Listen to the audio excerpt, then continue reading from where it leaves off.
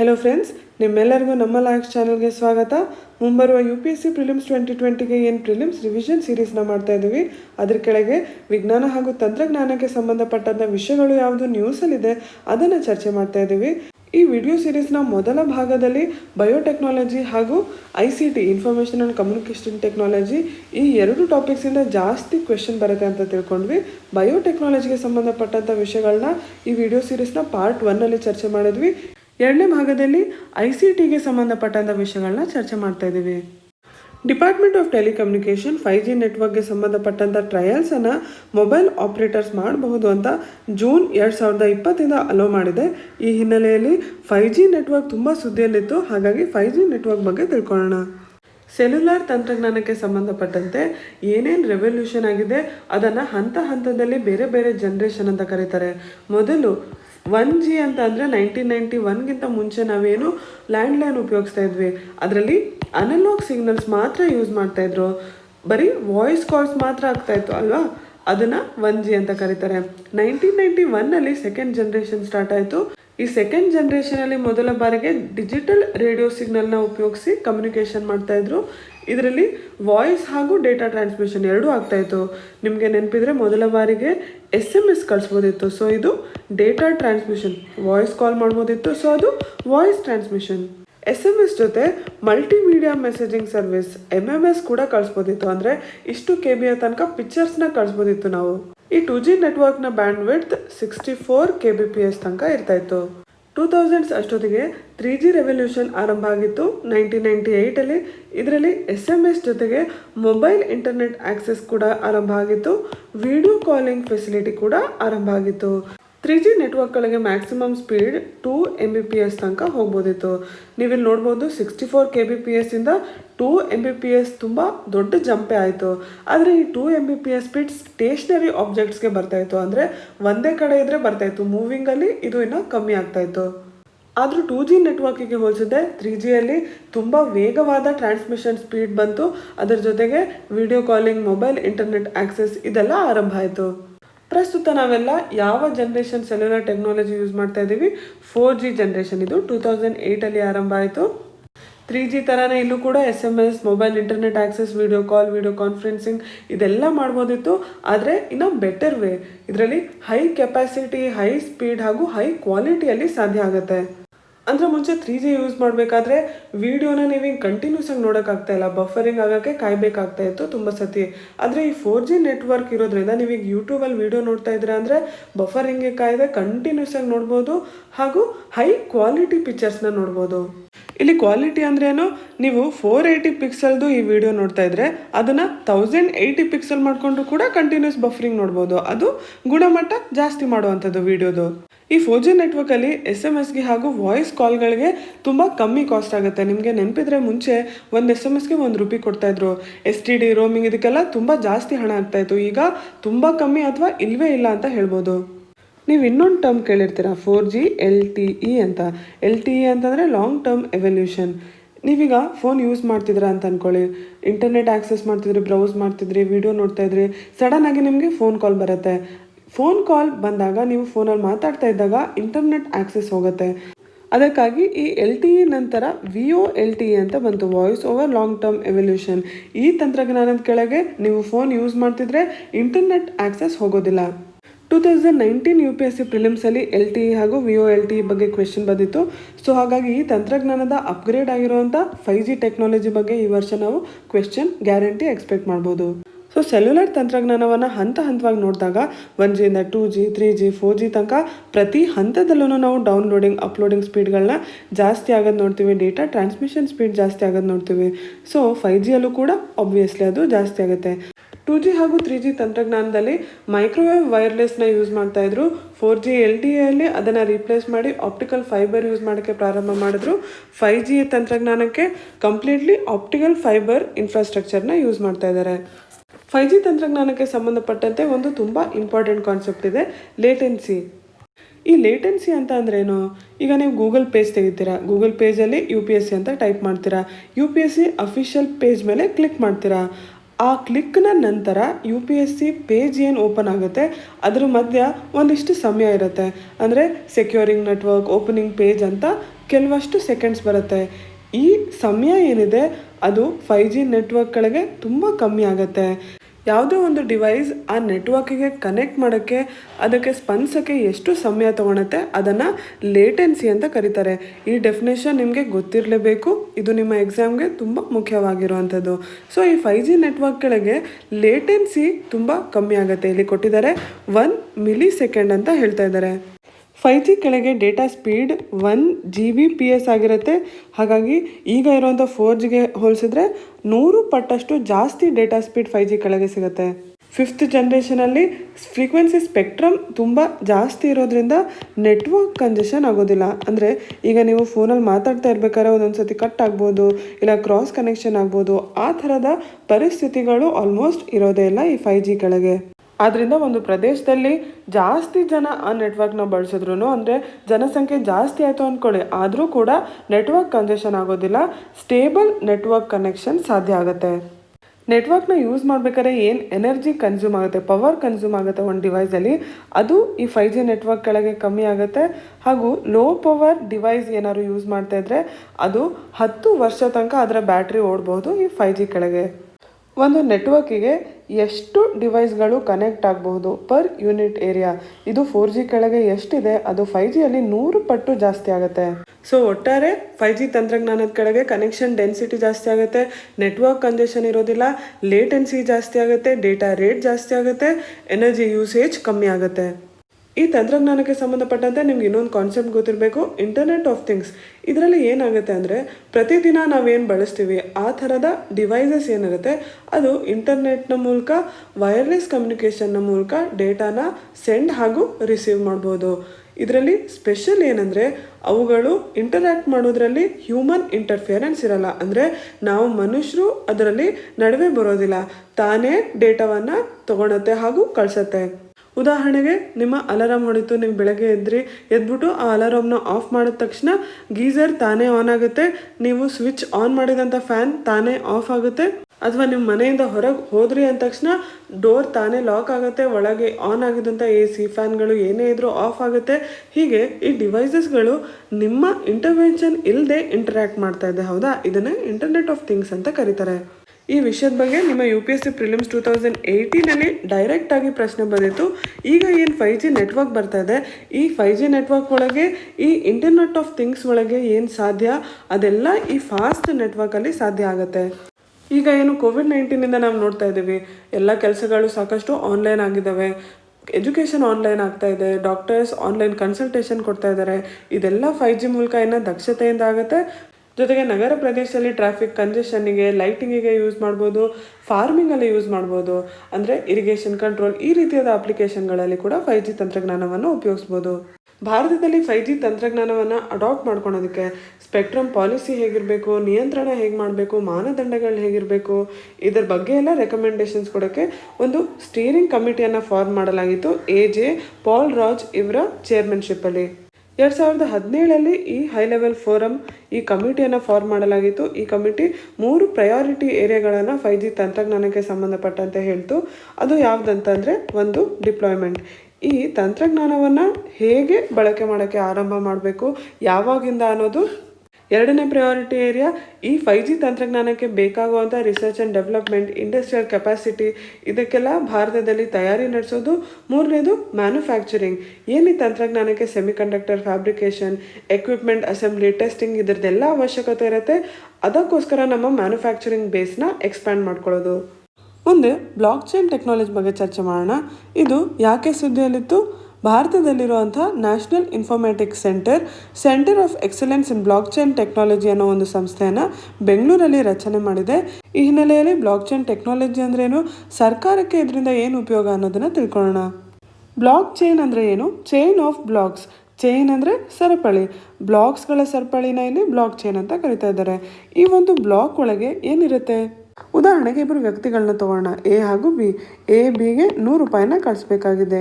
ಏನು 100 ರೂಪಾಯಿನ ಟ್ರಾನ್ಸಾಕ್ಷನ್ ಇದೆ ಅದು ಈ ಬ್ಲಾಕಲ್ಲಿ ರೆಪ್ರೆಸೆಂಟ್ ಮಾಡಲಾಗುತ್ತೆ. ಸೊ ಏನು 100 ರೂಪಾಯಿನ ಟ್ರಾನ್ಸಾಕ್ಷನ್ ಇದೆ, ಈ 100 ರೂಪಾಯಿನ ಟ್ರಾನ್ಸಾಕ್ಷನ್ ಆಗಬೇಕು ಅಂತ ಆ ನೆಟ್ವರ್ಕಲ್ಲಿ ಇರುವಂಥ ಎಲ್ಲ ಭಾಗವಹಿಸ್ತಿರೋವಂಥ ಪಾರ್ಟಿಸಿಪೆಂಟ್ಸಿಗೆ ಕಳಿಸಲಾಗುತ್ತೆ. ಇವುಗಳನ್ನ ನೋಡ್ಸ್ ಅಂತ ಕರೀತಾರೆ. ಸೊ ಈ ನೋಡ್ಗಳಲ್ಲಿ ಈ ಟ್ರಾನ್ಸಾಕ್ಷನ್ ಅಪ್ರೂವ್ ಆದಮೇಲೆ, ಅಂದರೆ ಎಲ್ಲರೂ ಒಪ್ಪಿಗೆ ಕೊಡಬೇಕು ಈ ಟ್ರಾನ್ಸಾಕ್ಷನ್ ಮಾಡಬಹುದು ಅಂತ, ಅವಾಗಷ್ಟೇ ಆ ಟ್ರಾನ್ಸಾಕ್ಷನ್ ನಡೆಯುತ್ತೆ. ಹಾಗೆ ಟ್ರಾನ್ಸಾಕ್ಷನ್ ನಡೆದ ಮೇಲೆ ಈ ಹಿಂದೆ ಏನೇನು ಟ್ರಾನ್ಸಾಕ್ಷನ್ಸ್ ಆಗಿರುತ್ತೆ ಅದ್ರ ಜೊತೆಗೆ ಈ ಬ್ಲಾಕ್ ಕೂಡ ಸೇರ್ಕೊಳುತ್ತೆ. ಸೊ ಇಲ್ಲಿ ಏನಾಯಿತು, ಬ್ಲಾಕ್ಗಳ ಸರಪಳಿ ಕ್ರಿಯೇಟ್ ಆಯಿತು. ಇದನ್ನು ಬ್ಲಾಕ್ ಚೈನ್ ಅಂತ ಕರೀತಾರೆ. ಈ ರೀತಿ ಟ್ರಾನ್ಸಾಕ್ಷನ್ಗಳೇನಾಗುತ್ತೆ, ಇದನ್ನು ಟ್ರಾನ್ಸ್ಪರೆಂಟ್ ಆ್ಯಂಡ್ ಅನ್ಆಲ್ಟರಬಲ್ ಅಂತ ಕರಿತಾ ಇದ್ದಾರೆ. ಟ್ರಾನ್ಸ್ಪರೆಂಟ್ ಯಾಕೆಂದರೆ ಎಲ್ಲರಿಗೂ ಈ ಟ್ರಾನ್ಸಾಕ್ಷನ್ ಬಗ್ಗೆ ಇನ್ಫಾರ್ಮೇಷನ್ ಹೋಗಿದೆ, ಹಾಗಾಗಿ ಅದು ಪಾರದರ್ಶಕ ಆಗುತ್ತೆ. ಅನ್ಆಲ್ಟ್ರಬಲ್ ಯಾಕೆ, ಒಂದು ಸತಿ ಈ ಟ್ರಾನ್ಸಾಕ್ಷನ್ ನಡೀತು, ಈ ಬ್ಲಾಕ್ ಸೇರ್ತು ಅಂತ ಆದಮೇಲೆ ಅದನ್ನು ಯಾರು ಹೇಗೂ ಬದಲಾಯಿಸೋಕ್ಕಾಗಲ್ಲ. ಹಾಗೆ ಏನು 100 ರೂಪಾಯಿನ ಟ್ರಾನ್ಸಾಕ್ಷನ್ ನಡಿಬೇಕು ಅನ್ನೋ ಬ್ಲಾಕ್ ಇರುತ್ತೆ, ಈ ಬ್ಲಾಕ್ ಚೈನ್ಗಳನ್ನ ಸೇರ್ಕೊಳುತ್ತೆ. ಅದರ ನಂತರ ಆ ಟ್ರಾನ್ಸಾಕ್ಷನ್ ಕಂಪ್ಲೀಟ್ ಆಗುತ್ತೆ. ಇಲ್ಲಿ ನಾವು ಟ್ರಾನ್ಸಾಕ್ಷನ್ ಅಂತ ಏನು ಕರಿತಾ ಇದ್ದೀವಿ ಅದು ಕ್ರಿಪ್ಟೋ ಕರೆನ್ಸಿ ಮೂಲಕ ಆಗಿರ್ಬೋದು, ಕಾಂಟ್ರಾಕ್ಟ್ಸ್, ರೆಕಾರ್ಡ್ಸ್, ಇಲ್ಲ ಬೇರೆ ಯಾವುದೇ ಇನ್ಫಾರ್ಮೇಷನ್ ಮೂಲಕ ಕೂಡ ಆಗಿರ್ಬೋದು. ಇಲ್ಲಿ ನಾವೇನು ಟ್ರಾನ್ಸಾಕ್ಷನ್ ನೋಡಿದ್ವಿ ಈಗ ಉದಾಹರಣೆಗೆ, ಅದು ಡಿಜಿಟಲ್ ಕರೆನ್ಸಿ ಮೂಲಕ ಆಗ್ಬೋದು. ಈ ಡಿಜಿಟಲ್ ಕರೆನ್ಸಿ ಅಂದರೆ ಏನು, ಇದಕ್ಕೆ ನಮ್ಮ ಹಣದ ಥರ ಫಿಸಿಕಲ್ ಫಾರ್ಮ್ ಇರೋದಿಲ್ಲ, ಅದು ಕೇವಲ ನೆಟ್ವರ್ಕಲ್ಲಿ ಮಾತ್ರ ಇರುತ್ತೆ. ಆ ಡಿಜಿಟಲ್ ಕರೆನ್ಸಿನ ಕೊಟ್ಟು ನಾನು ಬೇರೆ ಏನೂ ಕೊಂಡ್ಕೊಳಕ್ಕೆ ಆಗಲ್ಲ. ನಮ್ಮ ಹಣದ ಥರ ಹಣದ ಸಪ್ಲೈನ ಯಾರು ಕಂಟ್ರೋಲ್ ಮಾಡ್ತಾರೆ, central bank, reserve bank of India control ಮಾಡುತ್ತೆ ಅಲ್ವಾ. ಆದರೆ ಈ ಕ್ರಿಪ್ಟೋ ಕರೆನ್ಸಿಗೆ ಈ ಥರದ ಯಾವುದೂ ಒಂದು ಸೆಂಟ್ರಲೈಸ್ ಬಾಡಿ ಇರಲ್ಲ, ಹಾಗಾಗಿ ಇದು ಡಿಸೆಂಟ್ರಲೈಸ್ ಆಗಿರುತ್ತೆ. ಡಿಸೆಂಟ್ರಲೈಸ್ಡ್ ಅಂದರೆ ಅಧಿಕಾರ ಒಂದೇ ಕಡೆ ಕೇಂದ್ರಿತ ಆಗದೆ ಇರೋದು, ಅಂದರೆ ವಿಕೇಂದ್ರೀಕೃತವಾದ ಆಡಳಿತಕ್ಕೆ ನಾವು ಈ ಬ್ಲಾಕ್ ಚೈನ್ನ ಯೂಸ್ ಮಾಡ್ಬೋದು. ಇದರಿಂದ ಸರ್ಕಾರಕ್ಕೆ ಏನೇನು ಉಪಯೋಗ ಇದೆ, ಸಾಮಾನ್ಯವಾಗಿ ಏನೇನು ಖರ್ಚು ಮಾಡ್ತೀವಿ ಅದರ ಲೆಕ್ಕವನ್ನು ಇಡ್ತೀವಿ. ಆ ಲೆಕ್ಕ ಪರಿಶೋಧನೆ ಮಾಡೋದಕ್ಕೆ ಆಡಿಟ್ ಅಂತ ಕರೀತಾರೆ, ಹೌದಾ. ಈ ಬ್ಲಾಕ್ ಚೈನ್ ಟೆಕ್ನಾಲಜಿ ಒಳಗೆ ಯಾವಾಗ ಹೇಗೆ ಟ್ರಾನ್ಸಾಕ್ಷನ್ ಆಗಿರುತ್ತೆ ಅನ್ನೋದು ಪರ್ಮನೆಂಟಾಗಿ ರೆಕಾರ್ಡ್ ಆಗಿರುತ್ತೆ, ಅದನ್ನ ಬದಲಾಯಿಸೋಕ್ಕಾಗಲ್ಲ. ಹಾಗಾಗಿ ಲೆಕ್ಕ ಪರಿಶೋಧನೆ ಸುಲಭ ಆಗುತ್ತೆ. ಈ ತಂತ್ರಜ್ಞಾನದೊಳಗೆ ಏನೇನು ಟ್ರಾನ್ಸಾಕ್ಷನ್ ಆಗಿರುತ್ತೆ ಅದೆಲ್ಲ ಡಿಜಿಟಲಿ ರೆಕಾರ್ಡ್ ಆಗಿರುತ್ತೆ, ಅದನ್ನು ಲೆಡ್ಜರ್ ಅಂತ ಕರೀತಾರೆ. ಈ ಲೆಡ್ಜರ್ ಒಂದು ಮ್ಯಾಥಮೆಟಿಕಲ್ ಮೆಕ್ಯಾನಿಸಮ್ ಥ್ರೂ ಪ್ರೊಟೆಕ್ಟ್ ಆಗಿರುತ್ತೆ, ರಕ್ಷಣೆ ಆಗಿರುತ್ತೆ, ಇದನ್ನು ಯಾರೂ ಬದಲಾಯಿಸೋಕ್ಕಾಗಲ್ಲ. ಹಾಗಾಗಿ ಪಾರದರ್ಶಕತೆ ಇರುತ್ತೆ. ಈ ಬ್ಲಾಕ್ ಚೈನ್ ತಂತ್ರಜ್ಞಾನವನ್ನು ನಡೆಸೋದಕ್ಕೆ ಯಾವುದು ಸಪ್ರೇಟ್ ಸಂಸ್ಥೆಯ ಅವಶ್ಯಕತೆ ಇಲ್ಲ. ಏನು ನೆಟ್ವರ್ಕ್ ಆಫ್ ಕಂಪ್ಯೂಟರ್ಸ್ ಇರುತ್ತೆ, ಕಾಂಪ್ಲೆಕ್ಸ್ ಆಲ್ಗಾರಿದಮ್ಸ್ ಥ್ರೂ ಅದೇ ಮಾಡುತ್ತೆ. ಹಾಗಾಗಿ ಕಾಸ್ಟ್ ಎಫೆಕ್ಟಿವ್ನೆಸ್ ಕೂಡ ಇರುತ್ತೆ. ತಂತ್ರಜ್ಞಾನದ ಬಳಕೆಯಿಂದನೇ ಇದ್ರ ಒಳಗೆ ಏನೇನು ನಡೆಯುತ್ತೆ ಅದನ್ನೆಲ್ಲ ಮಾನಿಟರ್ ಮಾಡ್ಬೋದು, ಕಂಟ್ರೋಲ್ ಮಾಡ್ಬೋದು, ಹಾಗೂ ಡೆಲಿವರಿ ಮಾಡ್ಬೋದು. ಹಾಗಾಗಿ ಆಟೋಮೇಷನ್ ಕೂಡ ನಡೆಯುತ್ತೆ. ಈಗಾಗಲೇ ಡಿಸೆಂಟ್ರಲೈಸೇಷನ್ ಆಗೋಕ್ಕೆ ಸಾಧ್ಯ ಅಂತ ಕೂಡ ನಾವು ಚರ್ಚೆ ಮಾಡಿದ್ವಿ. ಇದೆಲ್ಲ ಕಾರಣಗಳಿಂದ ಸರ್ಕಾರದ ಆಡಳಿತದಲ್ಲಿ ಬ್ಲಾಕ್ ಚೈನ್ ತಂತ್ರಜ್ಞಾನವನ್ನು ಉಪಯೋಗಿಸ್ಬೋದು. ಹೇಗೆ ಈ ತಂತ್ರಜ್ಞಾನದ ಬಳಕೆ ಮಾಡ್ಬೋದು, ಕ್ಯಾಪಿಟಲ್ ಮಾರ್ಕೆಟ್ಸಲ್ಲಿ ಮಾಡ್ಬೋದು, ಬ್ಯಾಂಕಿಂಗಲ್ಲಿ ಮಾಡ್ಬೋದು, ಸೈಬರ್ ಸೆಕ್ಯೂರಿಟಿಗೆ ಉಪಯೋಗಿಸ್ಬೋದು, ಹೆಲ್ತ್ ಕೇರ್, ಅಗ್ರಿಕಲ್ಚರ್, ಟೆಲಿಕಾಮ್, ಇದೆಲ್ಲದರಲ್ಲೂ ಈ ಬ್ಲಾಕ್ ಚೈನ್ ತಂತ್ರಜ್ಞಾನವನ್ನು ಉಪಯೋಗಿಸ್ಬೋದು. ಎಲ್ಲದಕ್ಕಿಂತ ಮುಖ್ಯವಾಗಿ ಸರ್ಕಾರದಲ್ಲಿ ಏನು ಇ ಗವರ್ನೆನ್ಸ್ ಇನಿಷಿಯೇಟಿವ್ಸ್ ಇದೆ, ಈ ಗವರ್ನೆನ್ಸಲ್ಲಿ ಜಾಸ್ತಿ ಪಾರದರ್ಶಕತೆ ಹಾಗೂ ನಂಬಿಕೆಯನ್ನು ತಂದುಕೊಡೋದು ಈ ಬ್ಲಾಕ್ ಚೈನ್ ಟೆಕ್ನಾಲಜಿಗೆ ಸಾಧ್ಯತೆ ಇದೆ. ಇದೇ ಉದ್ದೇಶದಿಂದ ಬೆಂಗಳೂರಲ್ಲಿ centre of excellence in blockchain ಟೆಕ್ನಾಲಜಿನ ತೆಗಿತಾ ಇದ್ದಾರೆ. ಮುಂದಿನ topic artificial intelligence in agriculture. ಇದು ಯಾಕೆ ಸುದ್ದಿಯಲ್ಲಿದೆ, ಸರ್ಕಾರ IBM ಇಂಡಿಯಾ ಜೊತೆ ಒಂದು ಪ್ಯಾಕ್ಟನ್ನು ಮಾಡ್ಕೊಂಡಿದೆ. ಅದರ ಪ್ರಕಾರ ಆರ್ಟಿಫಿಷಿಯಲ್ ಇಂಟೆಲಿಜೆನ್ಸ್ ಹಾಗೂ ವೆದರ್ ಟೆಕ್ನಾಲಜಿ ಸೊಲ್ಯೂಷನ್ಸ್ನ ಅಗ್ರಿಕಲ್ಚರಲ್ಲಿ, ಕೃಷಿಯಲ್ಲಿ ಹೇಗೆ ಬಳಸೋದು ಅನ್ನೋದ್ರ ಬಗ್ಗೆ ಸ್ಟಡಿಯನ್ನು ಮಾಡ್ತಾ ಇದ್ದಾರೆ. ಈ ಆರ್ಟಿಫಿಷಿಯಲ್ ಇಂಟೆಲಿಜೆನ್ಸ್ ಅಂದರೆ ಏನು, ಒಬ್ಬ ಮನುಷ್ಯ ಕಾಗ್ನೇಟಿವ್ ಟಾಸ್ಕ್ಗಳನ್ನ ಮಾಡ್ಬೋದು ಅಂತ ಹೇಳ್ತೀವಿ. ಕಾಗ್ನೇಟಿವ್ ಅಂತ ಅಂದರೆ ಯೋಚನೆ ಮಾಡೋದು, ಗ್ರಹಿಕೆ, ಕಲಿಯೋದು, ಪ್ರಾಬ್ಲಮ್ ಸಾಲ್ವಿಂಗ್, ಡಿಸಿಷನ್ ಮೇಕಿಂಗ್, ಇದೆಲ್ಲ ಕಾಗ್ನೇಟಿವ್ ಟಾಸ್ಕ್ಗಳಾಗ್ತವೆ. ಮನುಷ್ಯ ಮಾಡೋ ಈ ಎಲ್ಲ ಕೆಲಸಗಳನ್ನ ರಿಯಲ್ ಟೈಮ್ ಸಿಚುವೇಶನ್ಗಳಲ್ಲಿ ಯಂತ್ರ ಮಾಡಿದರೆ ಅದು ಕಾನ್ಸ್ಟೆಂಟ್ ಸೂಪರ್ವಿಷನ್, ಮೇಲ್ವಿಚಾರಣೆ ಇಲ್ಲದೆ ಅದನ್ನು ಆರ್ಟಿಫಿಷಿಯಲ್ ಇಂಟೆಲಿಜೆನ್ಸ್ ಅಂತ ಕರೀತಾರೆ. ಸೊ ಇದನ್ನೆಲ್ಲಿ ಉಪಯೋಗಿಸ್ತಾರೆ, ಮಾನವನ ಬುದ್ಧಿವಂತಿಕೆ ಎಲ್ಲಿ ಅವಶ್ಯಕತೆ ಇರುತ್ತೆ ಅಲ್ಲಿ ಮಾನವನ ಬದಲಾಗಿ ಯಂತ್ರಗಳನ್ನ ಎಲ್ಲಿ ಉಪಯೋಗಿಸ್ಬೋದು ಅಂತಹ ಸಂದರ್ಭಗಳಲ್ಲಿ ಇದನ್ನು ಉಪಯೋಗಿಸಲಾಗುತ್ತೆ. ಈ ಆರ್ಟಿಫಿಷಿಯಲ್ ಇಂಟೆಲಿಜೆನ್ಸ್ ಫೀಲ್ಡ್ ಏನಿದೆ ಇದು ಕಂಪ್ಯೂಟರ್ ಸೈನ್ಸ್ನ ಒಂದು ಭಾಗ. ಇದರಲ್ಲಿ 2 ರೀತಿಯದ್ದಿದೆ, ಸಿಂಬಾಲಿಕ್ ಲರ್ನಿಂಗ್ ಹಾಗೂ ಮೆಷಿನ್ ಲರ್ನಿಂಗ್. ಈಗ ನಿಮ್ಮ ಮನೆ ಒಳಗೆ ಎಲ್ಲೆಲ್ಲಿ ಏನಿದೆ ಅಂತ ನಿಮಗೆ ಚೆನ್ನಾಗಿ ಗೊತ್ತು, ಹಾಗಾಗಿ ಎಲ್ಲೂ ಬಳಸ್ಕೊಂಡೆ ನೀವು ಆರಾಮಾಗಿ ಓಡಾಡ್ತೀರಾ. ಹಾಗೆ ನಾವು ಓಡಾಡ್ದ ಹಾಗೆ ಒಂದು ಯಂತ್ರ ಕೂಡ ಓಡಾಡ್ಬೋದು, ಅಂದರೆ ಅದನ್ನು ರೋಬೋ ಅಂತ ಕರಿತೀವಿ. ಇದೇ ರೋಬೋಟಿಕ್ಸ್ ಫೀಲ್ಡ್, ಇದು ಸಿಂಬಾಲಿಕ್ ಲರ್ನಿಂಗ್ ಕೆಳಗೆ ಬರುತ್ತೆ. ಹಾಗೆ ಮನುಷ್ಯನಲ್ಲಿ ಇನ್ನೊಂದು ಗುಣ ಇದೆ. ಈಗ 2 ಪೆನ್ಸಿಲ್ 3 ರಬ್ಬರ್ ಇದೆ ಅಂದರೆ ನಾವು ಎರಡನ್ನೂ ಸಪ್ರೇಟ್ ಮಾಡ್ಬೋದು, ಗ್ರೂಪ್ಗಳನ್ನಾಗಿ ಮಾಡ್ಬೋದು. ಇದಕ್ಕೆ ಪ್ಯಾಟರ್ನ್ ರೆಕಗ್ನಿಷನ್ ಅಂತ ಕರೀತಾರೆ. ಇದನ್ನೇ ಯಂತ್ರಗಳು ಮಾಡ್ಬೋದು. ಈ ಯಂತ್ರಗಳಿಗೆ ಡೇಟಾವನ್ನು ಫೀಡ್ ಮಾಡಿ ಆ ಡೇಟಾದಿಂದ ಮಾನವಂತರ ಅದು ಕೂಡ ಪ್ಯಾಟರ್ನ್ ರೆಕಗ್ನೈಸ್ ಮಾಡುತ್ತೆ. ಈ ಪ್ಯಾಟರ್ನಿಂದ ತಾನು ಕಲ್ತ್ಕೊಂಡು ಇಂಪ್ರೂವ್ ಮಾಡ್ಕೊಳುತ್ತೆ. ಇದೆಲ್ಲ ಏನು ಹ್ಯೂಮನ್ ಸೂಪರ್ವಿಷನ್ ಇಲ್ಲದೆ ಆಗುವಂಥದ್ದು. ಇದನ್ನು ಮೆಷಿನ್ ಲರ್ನಿಂಗ್ ಅಂತ ಕರೀತಾರೆ. ಈ ಎರಡೂ ಕಾನ್ಸೆಪ್ಟ್ ನಿಮಗೆ ಗೊತ್ತಿರಬೇಕು. ಸೊ ಈ ಆರ್ಟಿಫಿಷಿಯಲ್ ಇಂಟೆಲಿಜೆನ್ಸ್ನ ಎಲ್ಲೆಲ್ಲಿ ಯೂಸ್ ಮಾಡ್ಬೋದು? ಆರೋಗ್ಯ ವ್ಯವಸ್ಥೆ ಗುಣಮಟ್ಟ ಜಾಸ್ತಿ ಮಾಡೋಕ್ಕೆ ಯೂಸ್ ಮಾಡ್ಬೋದು, ಕೃಷಿಯಲ್ಲಿ ಪ್ರೊಡಕ್ಟಿವಿಟಿ ಜಾಸ್ತಿ ಆಗೋಕ್ಕೆ ಯೂಸ್ ಮಾಡ್ಬೋದು, ಶಿಕ್ಷಣದಲ್ಲಿ ಯೂಸ್ ಮಾಡ್ಬೋದು, ಸ್ಮಾರ್ಟ್ ಸಿಟೀಸ್, ಇನ್ಫ್ರಾಸ್ಟ್ರಕ್ಚರ್, ಟ್ರಾನ್ಸ್ಪೋರ್ಟೇಷನ್, ಈ ಎಲ್ಲ ಕಡೆ ಆರ್ಟಿಫಿಷಿಯಲ್ ಇಂಟೆಲಿಜೆನ್ಸ್ ಯೂಸ್ ಮಾಡ್ಬೋದು. ಪ್ರಸ್ತುತ ಭಾರತದಲ್ಲಿ ಪ್ರಧಾನ ಮಂತ್ರಿ ಫಸಲ್ ಬಿಮಾ ಯೋಜನಾ ಕೆಳಗೆ ಕೃಷಿಯಲ್ಲಿ ಈ ಆರ್ಟಿಫಿಷಿಯಲ್ ಇಂಟೆಲಿಜೆನ್ಸ್ನ ಯೂಸ್ ಮಾಡ್ತಾ ಇದ್ದಾರೆ. ಪೈಲಟ್ ಬೇಸಿಸ್ ಮೇಲೆ ಕ್ರಾಪ್ ಕಟ್ಟಿಂಗ್ ಹಾಗೂ ಇಳುವರಿ ಎಷ್ಟು ಬಂದಿದೆ ಇದನ್ನು ಎಸ್ಟಿಮೇಟ್ ಮಾಡೋಕ್ಕೋಸ್ಕರ ಯೂಸ್ ಮಾಡ್ತಾ ಇದ್ದಾರೆ. ಇದರ ಹೊರತಾಗಿ ನೀತಿ ಆಯೋಗ ಕೆಳಗೆ national strategy on artificial intelligence ಅಂತ ಫಾರ್ಮ್ ಮಾಡಿದ್ದಾರೆ. ಇದರಲ್ಲಿ ಆರ್ಟಿಫಿಷಿಯಲ್ ಇಂಟೆಲಿಜೆನ್ಸ್ನ ಎಲ್ಲಿ ಯೂಸ್ ಮಾಡ್ಬೋದು ಅನ್ನೋ 5 ಏರಿಯಾಗಳನ್ನ ಗುರುತಿಸಿದ್ದಾರೆ. ಜೊತೆಗೆ ಬ್ಲಾಕ್ ಚೈನ್ ಟೆಕ್ನಾಲಜಿಗೆ ಏನು ನೋಡಿದ್ವಿ ಅದೇ ರೀತಿ ಆರ್ಟಿಫಿಷಿಯಲ್ ಇಂಟೆಲಿಜೆನ್ಸ್ಗೂ ಕೂಡ ಸೆಂಟರ್ ಆಫ್ ಎಕ್ಸಲೆನ್ಸ್ ಅಂತ ನ್ಯಾಷನಲ್ ಇನ್ಫಾರ್ಮ್ಯಾಟಿಕ್ಸ್ ಸೆಂಟರ್ ಕೆಳಗೆ ರಚನೆ ಮಾಡಲಾಗಿದೆ. ಇದೊಂದು ಪ್ಲ್ಯಾಟ್ಫಾರ್ಮ್ನ ಕ್ರಿಯೇಟ್ ಮಾಡ್ತಾ ಇದೆ. ಇಲ್ಲಿ AI ಸ್ಪೇಸ್ಗೆ ಸಂಬಂಧಪಟ್ಟಂತೆ ಏನು ಹೊಸ ಸೊಲ್ಯೂಷನ್ಸ್ ಬರ್ತಿದೆ, ಇನೋವೇಷನ್ಸ್ ಬರ್ತಾ ಇದೆ, ಅದನ್ನೆಲ್ಲ ಇಲ್ಲಿ ಡಿಸ್ಕಸ್ ಮಾಡೋಕ್ಕಾಗತ್ತೆ, ಟೆಸ್ಟ್ ಮಾಡೋಕ್ಕಾಗತ್ತೆ. ರಾಜ್ಯ ಸರ್ಕಾರ ಹಾಗೂ ಕೇಂದ್ರ ಸರ್ಕಾರಕ್ಕೂ ಕೂಡ ಆರ್ಟಿಫಿಷಿಯಲ್ ಇಂಟೆಲಿಜೆನ್ಸ್ನ ಏನು ಸೊಲ್ಯೂಷನ್ಸ್ ಬರುತ್ತೆ ಅದನ್ನು ಈ ಪ್ಲ್ಯಾಟ್ಫಾರ್ಮಲ್ಲಿ ಟೆಸ್ಟ್ ಮಾಡಿ ಡೆವಲಪ್ ಮಾಡೋಕ್ಕೆ ಅವಕಾಶ ಆಗುತ್ತೆ. ಆರ್ಟಿಫಿಷಿಯಲ್ ಇಂಟೆಲಿಜೆನ್ಸ್ಗೆ ಸಂಬಂಧಪಟ್ಟಂತೆ ministry of electronics and information technology ಒಂದು ಇವೆಂಟ್ನ ಕಂಡಕ್ಟ್ ಮಾಡಿತ್ತು, ರೇಸ್ 2020. ರೇಸ್ ಅಂದರೆ responsible AI for social empowerment. ಸಾಮಾಜಿಕ ಸಬಲೀಕರಣ ಆಗೋ ಥರ ಹೆಲ್ತ್ ಕೇರಲ್ಲಿ, ಎಜುಕೇಷನಲ್ಲಿ, agriculture, smart mobility and transportation ಇದಕ್ಕೆಲ್ಲ ಸಂಬಂಧಪಟ್ಟಂತೆ ಭಾರತದಲ್ಲಿರುವಂಥ ಸ್ಟಾರ್ಟಪ್ಸ್ ಹಾಗೂ ಟೆಕ್ ಎಂಟ್ರಪ್ರಿನಿಯರ್ಸ್ ಏನಿರ್ತಾರೆ ಅವ್ರುಗಳಿಗೆ ಸೊಲ್ಯೂಷನ್ಗಳನ್ನ ಕೊಡೋಕ್ಕೆ ಕರೆಯನ್ನು ನೀಡಿತು. ಇದರೊಳಗೆ ನಮ್ಮ ಸಮಾಜದಲ್ಲಿ ಏನು ಸಮಸ್ಯೆಗಳಿದೆ, ಅಭಿವೃದ್ಧಿಗೆ ಏನು ಅಡೆತಡೆಗಳಿದೆ, ಅದರಲ್ಲಿ ನಾವೇ ಸೊಲ್ಯೂಷನ್ ಹುಡ್ಕೋಕ್ಕೆ ಪ್ರಯತ್ನ ಮಾಡಿದರು. ಅಂದರೆ ಸ್ವಾವಲಂಬನೆಯನ್ನು ಪಡ್ಕೊಳೋಕ್ಕೆ ಪ್ರಯತ್ನ ಮಾಡ್ತಾಯಿದ್ರು. ಹಾಗಾಗಿ ಇದು ಕೂಡ ಆತ್ಮನಿರ್ಭರ್ ಭಾರತ್ ಇನಿಷಿಯೇಟಿವ್ ಕೆಳಗೆ ಬರುತ್ತೆ. ಮುಂದಿನ ಟಾಪಿಕ್ ಕ್ವಾಂಟಮ್ ಕಂಪ್ಯೂಟಿಂಗ್. ಇದು ಯಾಕೆ ಸುದ್ದಿಯಲ್ಲಿತ್ತು? ಭಾರತ ಸರ್ಕಾರ ತನ್ನ 2020 ಬಜೆಟ್ ಕೆಳಗೆ national mission on quantum technologies and application ಇದನ್ನು ಅನೌನ್ಸ್ ಮಾಡ್ತು. ಹಾಗಾಗಿ ಇದು ನಿಮ್ಮ ಎಕ್ಸಾಮ್ಗೆ ಮುಖ್ಯ ಆಗುತ್ತೆ. ಈ ಮಿಷನ್ ಏನು ಅನ್ನೋದನ್ನು ನಿಮ್ಮ ಇಂಪಾರ್ಟೆಂಟ್ ಮಿಷನ್ ಹಾಗೂ ಪಾಲಿಸೀಸ್ ವಿಡಿಯೋದಲ್ಲೇ ನೋಡ್ತೀರಾ. ಇಲ್ಲಿ ಕ್ವಾಂಟಮ್ ಕಂಪ್ಯೂಟಿಂಗ್ ತಂತ್ರಜ್ಞಾನದ ಬಗ್ಗೆ ತಿಳ್ಕೊಳ್ಳೋಣ. ಮಾಡರ್ನ್ ಫಿಸಿಕ್ಸಲ್ಲಿ ಕ್ವಾಂಟಮ್ ಥಿಯರಿ ಅಂತ ಇದೆ. ಈ ಥಿಯರಿ ಅಟಾಮಿಕ್ ಹಾಗೂ ಸಬ್ ಅಟಾಮಿಕ್ ಪಾರ್ಟಿಕಲ್ಸ್ನ ಮ್ಯಾಟರ್ ಹಾಗೂ ಎನರ್ಜಿ ಹೇಗೆ ಬಿಹೇವ್ ಆಗುತ್ತೆ, ಅದರ ನೇಚರ್ ಏನು ಅನ್ನೋದನ್ನು ನಮಗೆ ತಿಳಿಸ್ಕೊಡುತ್ತೆ. ಈ ಥಿಯರಿಯನ್ನು ಕಂಪ್ಯೂಟರ್ ತಂತ್ರಜ್ಞಾನದಲ್ಲಿ ಬಳಸಿದಾಗ ಅದನ್ನು ಕ್ವಾಂಟಮ್ ಕಂಪ್ಯೂಟಿಂಗ್ ಅಂತ ಕರೀತಾರೆ. ನಾರ್ಮಲ್ ಅಥವಾ ಕ್ಲಾಸಿಕ್ ಕಂಪ್ಯೂಟರ್ಸಲ್ಲಿ ಬೈನರಿ ಫಾರ್ಮ್ಯಾಟಲ್ಲಿ ಇನ್ಫಾರ್ಮೇಷನ್ನ ಪ್ರೊಸೆಸ್ ಮಾಡಲಾಗುತ್ತೆ. ಬೈನರಿ ಅಂದರೆ 0 ಅಥವಾ 1, ಇದನ್ನು ಬಿಟ್ಸ್ ಅಂತ ಕರೀತಾರೆ. ಅದೇ ಕ್ವಾಂಟಮ್ ಕಂಪ್ಯೂಟಿಂಗಲ್ಲಿ ಬಿಟ್ಸ್ನ ಬದಲಾಗಿ ಕ್ಯೂಬಿಟ್ಸ್ ಅಂತ ಇರುತ್ತೆ. ಈ ಕ್ಯೂಬಿಟ್ಸ್ ಅನ್ನೋದು 0 ಆಗಿರ್ಬೋದು, 1 ಆಗಿರ್ಬೋದು, ಇಲ್ಲ 2 ಆಗಿರ್ಬೋದು ಒಂದೇ ಸಮಯದಲ್ಲಿ. ಸೊ ಕ್ಲಾಸಿಕಲ್ ಕಂಪ್ಯೂಟರ್ಸಲ್ಲಿ ಏನು ಕಂಪ್ಯೂಟೇಷನ್ ಅಂದರೆ ಮ್ಯಾಥಮೆಟಿಕಲ್ ಕ್ಯಾಲ್ಕುಲೇಷನ್ಸ್ ಏನು ನಡೆಯುತ್ತೆ ಅದು ಸ್ವಿಚ್ಗಳ ಮೂಲಕ ನಡೆಯುತ್ತೆ. ಸ್ವಿಚ್ ಆಫ್ ಆಗಿದ್ರೆ 0, ಸ್ವಿಚ್ ಆನ್ ಆಗಿದ್ರೆ 1. ಆದರೆ ಈ ಕ್ಯೂಬಿಟ್ಸಲ್ಲಿ ಈ ರೀತಿಯ ಸ್ವಿಚಸ್ನ ಇನ್ನೂ ಕಾಂಪ್ಲಿಕೇಟೆಡ್ ಫಾರ್ಮಲ್ಲಿ ಯೂಸ್ ಮಾಡ್ಬೋದು. ಹಾಗಾಗಿ ಇಲ್ಲಿ ಇನ್ನೂ ತುಂಬ ವೇಗವಾಗಿ ಕ್ಯಾಲ್ಕುಲೇಷನ್ಸ್ ಮಾಡ್ಬೋದು ಹಾಗೂ ಇನ್ನೂ ಕಾಂಪ್ಲೆಕ್ಸ್ ಕ್ಯಾಲ್ಕುಲೇಷನ್ಸ್ ಮಾಡ್ಬೋದು. ಭಾರತದಲ್ಲಿ ಇಲ್ಲಿವರೆಗೆ ಯಾವುದೇ ಕ್ವಾಂಟಮ್ ಕಂಪ್ಯೂಟರ್ಸ್ ಇಲ್ಲ. ಹಾಗಾಗಿ 2018 department of science and technology quantum enabled science and technology ಅಂತ ಒಂದು ಪ್ರೋಗ್ರಾಮ್ನ ಕ್ರಿಯೇಟ್ ಮಾಡಿತ್ತು ಈ ಕ್ವಾಂಟಮ್ ಕಂಪ್ಯೂಟರ್ಸ್ ಬಗ್ಗೆ ಜಾಸ್ತಿ ರಿಸರ್ಚ್ ಮಾಡೋದಕ್ಕೆ. ಇನ್ನೊಂದು ವಿಷಯಕ್ಕೆ ಕ್ವಾಂಟಮ್ ಕಂಪ್ಯೂಟಿಂಗ್ ಸುದ್ದಿಯಲ್ಲಿತ್ತು. ಗೂಗಲ್ನ ಸೈಕಮೋರ್ ಅನ್ನೋದು ಗೂಗಲ್ನ ಕ್ವಾಂಟಮ್ ಕಂಪ್ಯೂಟರ್. ಇದರಲ್ಲಿ 54 ಕ್ಯೂಬಿಟ್ಸ್ ಇದ್ದು ಏನು ಸೂಪರ್ ಕಂಪ್ಯೂಟರ್ಗೆ ಯಾವ ಕ್ಯಾಲ್ಕುಲೇಷನ್ ಮಾಡೋಕ್ಕೆ 10,000 ವರ್ಷಗಳನ್ನ ತೊಗೊಳುತ್ತೆ, ಈ ಸೈಕಮೋರ್ ಕೇವಲ 200 ಸೆಕೆಂಡ್ಗಳಲ್ಲಿ ಮಾಡ್ತು ಅಂತ ಹೇಳ್ತಾರೆ.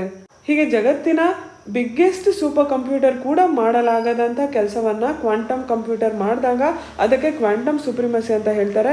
ಹಾಗಾಗಿ ಗೂಗಲ್ ತಾನು ಕ್ವಾಂಟಮ್ ಸುಪ್ರಿಮಸಿಯನ್ನು ಪಡೀತು ಅಂತ ಹೇಳ್ಕೋತು.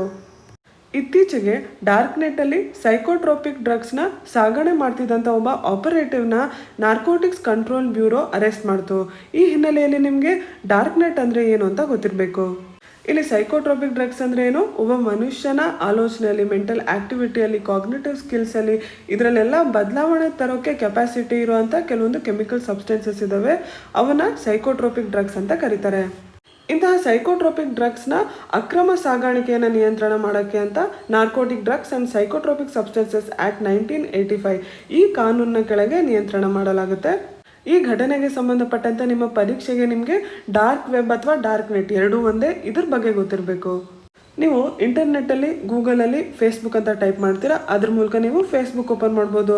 ಹಾಗೆ ಅಮೆಝಾನಲ್ಲಿ ಶಾಪಿಂಗ್ ಮಾಡ್ಬೋದು, ಪಿಂಟ್ರೆಸ್ಟ್ ಯೂಸ್ ಮಾಡ್ಬೋದು. ಇದನ್ನೆಲ್ಲ ನಿಮ್ಮ ಸಾಮಾನ್ಯವಾಗಿ ಯೂಸ್ ಮಾಡುವಂಥ ಟ್ರೆಡಿಷ್ನಲ್ ಸರ್ಚ್ ಇಂಜಿನ್ಸ್ ಏನು ಗೂಗಲ್ ಈ ಥರದ ಸರ್ಚ್ ಇಂಜಿನ್ಸ್ ಮೂಲಕ ಇವನ್ನೆಲ್ಲ ಆಕ್ಸೆಸ್ ಮಾಡ್ಬೋದು. ಹೌದಾ, ಇದನ್ನೆಲ್ಲ ಸರ್ಫೇಸ್ ವೆಬ್ ಅಂತ ಕರೀತಾರೆ. ಅದೇ ನಿಮ್ಮ ಜಿಮೇಲ್ ಅಕೌಂಟ್ಗೆ ಹಾಗೆ ಗೂಗಲ್ ಥ್ರೂ ಯಾರು ಆಕ್ಸೆಸ್ ಮಾಡೋಕ್ಕಾಗತ್ತಾ? ಇಲ್ಲ, ಅದಕ್ಕೆ ನಿಮ್ಮ ಯೂಸರ್ ನೇಮ್ ಹಾಗೂ ಪಾಸ್ವರ್ಡ್ ಬೇಕಾಗುತ್ತೆ. ಹೌದಾ, ಅದೇ ರೀತಿ ವಾಟ್ಸಪ್ಗೆ ಕೂಡ ನಿಮ್ಮ ಫೋನ್ ನಂಬರ್ ಅವಶ್ಯಕತೆ ಬೀಳುತ್ತೆ. ಹಾಗೆ ನಿಮ್ಮ ಬ್ಯಾಂಕ್ ಅಕೌಂಟ್ ಕೂಡ ನಾನು ಎಲ್ಲೋ ಗೂಗಲಲ್ಲಿ ಹಾಕಿದ ತಕ್ಷಣ ಓಪನ್ ಆಗೋಕ್ಕೆ ಸಾಧ್ಯ ಇಲ್ಲ. ನಿಮ್ಮ ಏನು ಪರ್ಸ್ನಲ್ ಪ್ರೈವೇಟ್ ಯೂಸರ್ ನೇಮ್ ಹಾಗೂ ಪಾಸ್ವರ್ಡ್ ಇರುತ್ತೆ ಅವಾಗಷ್ಟೇ ನಿಮ್ಮ ಬ್ಯಾಂಕ್ ಅಕೌಂಟ್ನ ನೀವು ಆಕ್ಸೆಸ್ ಮಾಡೋಕ್ಕಾಗುತ್ತೆ. ಸೊ ಇದೆಲ್ಲ ಏನಿದೆ ಅದು ಡೀಪ್ ವೆಬ್ ಅಂತ ಕರೀತಾರೆ. ಹಾಗಾದರೆ ಈ ಡಾರ್ಕ್ ವೆಬ್ ಅಂದರೆ ಏನು? ಡೀಪ್ ವೆಬ್ ಅಥವಾ ಸರ್ಫೇಸ್ ವೆಬ್ ಥರ ಇಲ್ಲಿ ಯಾರೂ ಅಷ್ಟು ಈಸಿಯಾಗಿ ಆಕ್ಸೆಸ್ ಮಾಡೋಕ್ಕಾಗಲ್ಲ. ನಾರ್ಮಲ್ ಪ್ರೋಟೋಕಾಲ್ ಏನಿರುತ್ತೆ ಸಂವಹನ ಮಾಡೋಕ್ಕೆ ಇಂಟರ್ನೆಟ್ಟಲ್ಲಿ, ಆ ಮಾನದಂಡಗಳನ್ನ ಈ ಡಾರ್ಕ್ ವೆಬ್ಬಲ್ಲಿ ಫಾಲೋ ಮಾಡಲ್ಲ. ಇಲ್ಲಿರೋ ಕಂಟೆಂಟ್ ಕೂಡ ಎನ್ಕ್ರಿಪ್ಟೆಡ್ ಆಗಿರುತ್ತೆ. ಎನ್ಕ್ರಿಪ್ಟೆಡ್ ಅಂದರೆ ಏನು? ಇರುವಂಥ ಡೇಟಾ ಕೋಡ್ ಫಾರ್ಮಲ್ ಇರುತ್ತೆ. ಅಂದರೆ ಒಂದು ರೀತಿಯಲ್ಲಿ ಅದನ್ನು ಮರೆ ಮಾಡಿರ್ತಾರೆ, ಅಡಗಿಸಿರ್ತಾರೆ. ಹಾಗಾಗಿ ಆ ಮಾಹಿತಿ ಮೇಲೆ ಅಧಿಕೃತವಾಗಿ ನನಗೆ ಪ್ರವೇಶ ಸಾಧ್ಯ ಆದರೆ ಮಾತ್ರ ನನಗದು ಅರ್ಥ ಆಗುತ್ತೆ. ಮೂರನೇವರು ಅದನ್ನು ಓದಿದಾಗ ಅದು ಅರ್ಥ ಮಾಡ್ಕೊಳ್ಳೋ ಥರ ಇರೋದಿಲ್ಲ. ಹಾಗಾಗಿ ಗೌರ್ಮೆಂಟ್ ಅಥಾರಿಟೀಸ್ಗೂ ಕೂಡ ಇಲ್ಲಿರುವಂಥ ಮಾಹಿತಿ ಡೈರೆಕ್ಟಾಗಿ ಆಕ್ಸೆಸಿಬಲ್ ಆಗೋದಿಲ್ಲ, ಲಭ್ಯವಾಗೋದಿಲ್ಲ. ಈ ಡಾರ್ಕ್ ವೆಬ್ಬಲ್ಲಿರೋ ಮಾಹಿತಿ ಗೊತ್ತಾಗಬೇಕು ಅಂತಂದರೆ ಅದಕ್ಕೋಸ್ಕರನೇ ಬೇರೆ ರೀತಿಯ ಒಂದು ಸ್ಪೆಸಿಫಿಕ್ ಬ್ರೌಸರ್ ಬೇಕಾಗತ್ತೆ. ಇಂತಹ ಒಂದು ಸ್ಪೆಸಿಫಿಕ್ ಬ್ರೌಸರ್ಗೆ ಉದಾಹರಣೆ TOR ಅಂತಂದರೆ ದ ಆನಿಯನ್ ರಿಂಗ್. ಇದು ಯುನೈಟೆಡ್ ಸ್ಟೇಟ್ಸಲ್ಲಿ ತಯಾರಿಸಿದ್ದು ಮಿಡ್ 1990s ಏನು ಇಂಟೆಲಿಜೆನ್ಸ್ ಏಜೆನ್ಸಿಗಳು ಸಂವಹನ ಮಾಡ್ಕೋತವೆ ತಮ್ಮ ಮಧ್ಯ ಅದನ್ನು ರಕ್ಷಣೆ ಮಾಡೋಕ್ಕೋಸ್ಕರ. ಸೊ ಈ ಡಾರ್ಕ್ ವೆಬ್ ಅಥವಾ ಡಾರ್ಕ್ ನೆಟ್ಟಲ್ಲಿ ಏನಿರುತ್ತೆ ಅದನ್ನು ಡೈರೆಕ್ಟಾಗಿ ಆಕ್ಸೆಸ್ ಮಾಡೋಕ್ಕಾಗಲ್ಲ ಗೌರ್ಮೆಂಟ್ ಅಥಾರಿಟೀಸ್ಗೂ. ಹಾಗಾಗಿ ಇದನ್ನು ಅಕ್ರಮ ಕೆಲಸಗಳಿಗೆ ಯೂಸ್ ಮಾಡ್ತಾರೆ. ಈಗೇನು ನೋಡಿದ್ವಿ, ಸೈಕೋಟ್ರೋಪಿಕ್ ಡ್ರಗ್ಸ್ ಆ ಥರ ಟ್ರೇಡಲ್ಲಿ ಉಪಯೋಗಿಸ್ತಾರೆ, ಇಲ್ಲ ಟೆರರಿಸ್ಟ್ ಆರ್ಗನೈಸೇಷನ್ಗಳು ಉಪಯೋಗಿಸ್ತವೆ. ಕೆಲವೊಂದು ರಾಷ್ಟ್ರಗಳಲ್ಲಿ ಏನೋ ಅಥಾರಿಟೇಟಿವ್ ರೂಲ್ಸ್ ಇರುತ್ತೆ, ಈಸಿಯಾಗಿ ಕಮ್ಯುನಿಕೇಟ್ ಕೂಡ ಮಾಡೋಕ್ಕಾಗಲ್ಲ ಜರ್ನಲಿಸ್ಟ್ಗಳು. ಅಲ್ಲಿ ಜರ್ನಲಿಸ್ಟ್ ಹಾಗೂ ಸಿಟಿಸನ್ಸ್ ಕೂಡ ಈ ಡಾರ್ಕ್ ವೆಬ್ನ ಯೂಸ್ ಮಾಡ್ತಾರೆ. ಈ ಡಾರ್ಕ್ ವೆಬ್ಗೆ ಸಂಬಂಧಪಟ್ಟಂತೆ ಸರ್ಕಾರಕ್ಕೂ ಕೂಡ ಕೆಲವೊಂದು ಸಮಸ್ಯೆಗಳಿದೆ. ಇಲ್ಲಿ ಏನು ಅಕ್ರಮ ನಡೆಯುತ್ತೆ ಅದನ್ನು ಕಂಡು ಹಿಡಿದ್ರೂ ಕೂಡ ಇದರಲ್ಲಿ ಏನು ಡೈರೆಕ್ಟ್ ಆಕ್ಸೆಸ್ ಸಿಗಲ್ಲ. ಅದರಿಂದ ಇಲ್ಲಿಯ ಸಾಕ್ಷಿಗಳನ್ನ ಅವರು ಪ್ರೆಸೆಂಟ್ ಮಾಡೋದು ಕಷ್ಟ ಆಗುತ್ತೆ. ಈ ಡಾರ್ಕ್ ವೆಬ್ಬಲ್ಲಿ ಯಾರು ಏನು ಪಬ್ಲಿಷ್ ಮಾಡಿದ್ದಾರೆ ಅಂತ ಕೂಡ ಕರೆಕ್ಟಾಗಿ ಹೇಳೋದು ಕಷ್ಟ ಆಗುತ್ತೆ. ಹಾಗಾಗಿ ಈ ಎಲ್ಲ ಕಾರಣಗಳಿಂದ ಕೋರ್ಟಲ್ಲಿ ಸಾಬೀತು ಮಾಡೋದು ಕಷ್ಟ ಆಗುತ್ತೆ. ಭಾರತದಲ್ಲಿ ಡಾರ್ಕ್ ವೆಬ್ಗೆ ಡಾರ್ಕ್ ನೆಟ್ಗೆ ಸಂಬಂಧಪಟ್ಟಂತೆ ಏನೇನು ಕ್ರಮಗಳನ್ನ ತೊಗೊಂಡಿದ್ದಾರೆ ಅಂತ ನೋಡೋಣ. ಈ ಡಾರ್ಕ್ ವೆಬ್ಬಲ್ಲಿ ಏನೇನು ಟ್ರಾನ್ಸಾಕ್ಷನ್ಸ್ ನಡೆಯುತ್ತೆ ಅದನ್ನು ನಮ್ಮ ಲಾ ಎನ್ಫೋರ್ಸ್ಮೆಂಟ್ ಏಜೆನ್ಸಿಗಳು ಸೈಬರ್ ಹ್ಯಾಕರ್ಸ್ನ ಮೂಲಕ ಟ್ರ್ಯಾಕ್ ಮಾಡ್ತಾ ಇರ್ತಾರೆ. ಇಂತಹ ಸೈಬರ್ ಹ್ಯಾಕರ್ಸ್ಗೆ ಕಾನೂನಿನ ಕೆಳಗೆ ರಕ್ಷಣೆಯನ್ನು ನೀಡಬೇಕು ಅಂತ ಕೇಂದ್ರ ಸರ್ಕಾರ ಡೈರೆಕ್ಟ್ ಮಾಡಿದೆ. Centre for development of advanced computing CDAC ಹಾಗೂ council for scientific and industrial research CSIR ಇವೆರಡೂ ಸೇರಿ ಡಾರ್ಕ್ ನೆಟ್ನ ಆಧಾರದ ಮೇಲೆ cyber security monitoring and interference framework ಇದನ್ನು ತಯಾರು ಮಾಡ್ತಾ ಇದೆ. ಇದರಿಂದ ಅಕ್ರಮ ಮಾರಾಟ ಮಾಡ್ತಾ ಇರೋವಂಥ ಸೈಬರ್ ಕ್ರಿಮಿನಲ್ಸ್ ಹಾಗೂ ಟೆರರಿಸಮ್ ರಿಲೇಟೆಡ್ ಏನು ಸಂವಹನ ನಡೀತಾ ಇರುತ್ತೆ ಡಾರ್ಕ್ ವೆಬ್ಬಲ್ಲಿ ಅದನ್ನು ಟ್ರ್ಯಾಕ್ ಮಾಡೋಕ್ಕೆ ಕಾನೂನು ಜಾರಿ ಮಾಡುವಂಥ ಅಧಿಕಾರಿಗಳಿಗೆ ಹಾಗೂ ಸಂಸ್ಥೆಗಳಿಗೆ ಉಪಯೋಗ ಆಗುತ್ತೆ. Kerala police specialised dark net lab cyber dome ಅಂತ ತಯಾರಿಸಿದೆ. ಇದ್ರ ಕೆಳಗೆ ಆಫೀಸರ್ಗಳಿಗೆ ಈ ಡಾರ್ಕ್ ನೆಟ್ಟಲ್ಲಿ ಏನೇನು ಇನ್ಫಾರ್ಮೇಷನ್ ಇರುತ್ತೆ, ಏನೇನು ಆ್ಯಕ್ಟಿವಿಟೀಸ್ ಆಗುತ್ತೆ ಅದನ್ನು ಅನಲೈಸ್ ಮಾಡೋಕ್ಕೆ, ಮಾನಿಟರ್ ಮಾಡೋಕ್ಕೆ ಟ್ರೈನ್ ಮಾಡ್ತಾರೆ. ಇತ್ತೀಚೆಗೆ ಇಸ್ರೇಲಲ್ಲಿ ಹ್ಯೂಮನ್ ಸೆಲ್ಗಳನ್ನ ಉಪಯೋಗಿಸಿ ಫಸ್ಟ್ ಟೈಮ್ 3D ಪ್ರಿಂಟೆಡ್ ಹಾರ್ಟ್ನ ಕ್ರಿಯೇಟ್ ಮಾಡಿದ್ದಾರೆ. ಇತ್ತೀಚಿನ ವರ್ಷಗಳಲ್ಲಿ ಈ 3D ಪ್ರಿಂಟಿಂಗ್ ತಂತ್ರಜ್ಞಾನ ತುಂಬ ಸುದ್ದಿಯಲ್ಲಿದೆ. ಹಾಗಾಗಿ ಈ 3D ಪ್ರಿಂಟಿಂಗ್ ಏನು ಅಂತ ತಿಳ್ಕೊಳ್ಳೋಣ. ಇದೊಂದು ಅಡಿಟಿವ್ ಮ್ಯಾನುಫ್ಯಾಕ್ಚರಿಂಗ್ ಪ್ರೊಸೆಸ್. ಈ ಅಡಿಟಿವ್ ಮ್ಯಾನುಫ್ಯಾಕ್ಚರಿಂಗ್ ಅಂದರೆ ಏನು? ನೀವು ಒಂದು ವಸ್ತುವನ್ನು ತಯಾರಿಸಬೇಕು ಅಂತ ಅಂದ್ಕೊಳ್ಳಿ. ಇಲ್ಲಿ ಉದಾಹರಣೆಗೆ ಒಂದು ಬಾಲನ್ನು ತೊಗೊಳ್ಳೋಣ. ಇದರ 3D ಕಂಪ್ಯೂಟರ್ ಡಿಸೈನ್ ನಿಮ್ಮ ಹತ್ರ ಇದೆ. ಅದನ್ನು ಈ ಪ್ರಿಂಟರ್ ಒಳಗೆ ಹಾಕ್ತೀರಾ. ಈ ಪ್ರಿಂಟರಿಂದ ಹೊರಗೆ ಬರಬೇಕಾದ್ರೆ ಈ ಬಾಲನ್ನು ಅದು ತಯಾರಿಸುತ್ತೆ. ಹೇಗೆ? ಲೇಯರ್ ಮೇಲೆ ಲೇಯರ್ ಆ್ಯಡ್ ಮಾಡ್ಕೊಂಡು ಹೋಗುತ್ತೆ. ಈ ಥರ ಲೇಯರ್ ಮೇಲೆ ಲೇಯರ್ ಆ್ಯಡ್ ಆಗೋದಕ್ಕೆ ಅಡಿಟಿವ್ ಅಂತ ಕರೀತಾರೆ. ಸೊ ನಾವು ಏನು ವಸ್ತು ಬೇಕು ಅಂತ ಆ ಯಂತ್ರಕ್ಕೆ ಕೊಟ್ಟಿದ್ದೀವಿ, ಆ ವಸ್ತು ಕಂಪ್ಲೀಟ್ಲಿ 3 ಡೈಮೆನ್ಷನಲ್ಲಿ ರೆಡಿ ಆಗೋ ತನಕ ಅದು ಲೇಯರ್ಗಳು ಆ್ಯಡ್ ಆಗ್ತಾ ಇರುತ್ತೆ. ಈ ಪ್ರಕ್ರಿಯೆ ಕಂಪ್ಲೀಟ್ಲಿ ಮುಗಿದ ಮೇಲೆ ಹೊರಗಡೆ ನಮಗೆ ಆ 3 ಡೈಮೆನ್ಷನಲ್ ಆಬ್ಜೆಕ್ಟ್ ಸಿಗುತ್ತೆ. ಈ 3D ಪ್ರಿಂಟಿಂಗ್ ತಂತ್ರಜ್ಞಾನದಿಂದ ನಾವು ಸಾಕಷ್ಟು ಉತ್ಪಾದನೆ ಮಾಡ್ಬೋದು. ಸಾಮಾನ್ಯವಾಗಿ ಪ್ಲಾಸ್ಟಿಕ್, ಮೆಟಲ್ಗಳನ್ನ ಯೂಸ್ ಮಾಡಿ ಪ್ರಾಡಕ್ಟ್ಗಳನ್ನ ತಯಾರು ಮಾಡ್ತಾ ಇದ್ದಾರೆ. ಆದರೆ ಈ ತಂತ್ರಜ್ಞಾನವನ್ನು ಇನ್ನೂ ಸಂಕೀರ್ಣವಾದ ವಸ್ತುಗಳನ್ನ ಉತ್ಪಾದನೆ ಮಾಡೋಕ್ಕೆ ಉಪಯೋಗಿಸ್ಬೋದು. ಅದರಲ್ಲೂ ಮೆಡಿಕಲ್ ಫೀಲ್ಡಲ್ಲಿ ಹ್ಯೂಮನ್ ಸೆಲ್ಗಳನ್ನ ಉಪಯೋಗಿಸ್ಬಿಟ್ಟು ಕೆಲವೊಂದು ಬಾಡಿ ಪಾರ್ಟ್ಸ್ನ ತಯಾರು ಮಾಡೋಕ್ಕೆ ಪ್ರಯತ್ನ ಮಾಡ್ತಾ ಇದ್ದಾರೆ.